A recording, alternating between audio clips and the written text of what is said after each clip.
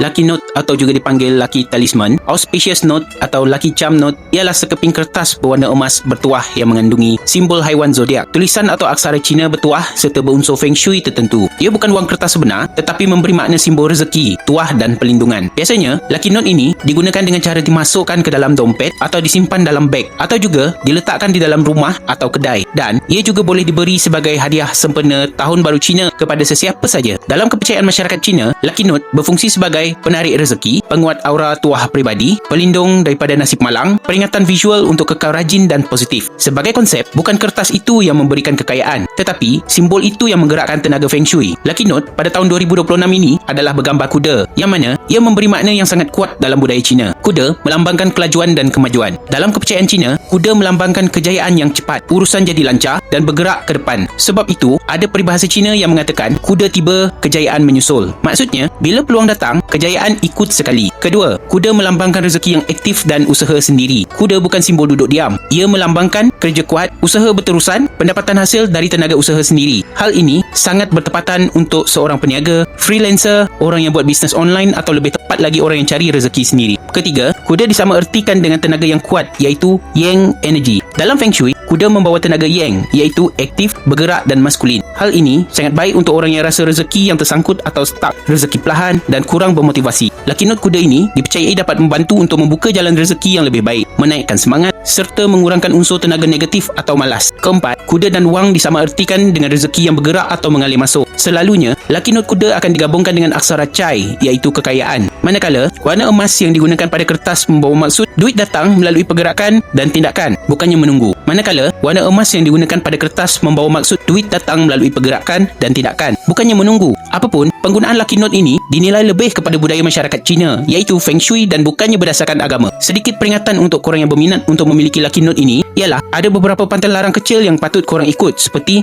jangan biarkan lucky note ini koyak. Kedua, jangan buang merata tempat. Ketiga, jangan letak di tempat yang kotor. Itu saja serba sedikit informasi mengenai lucky note ini. Sekiranya korang berminat nak dapatkan lucky note, boleh tekan link di bawah sekarang.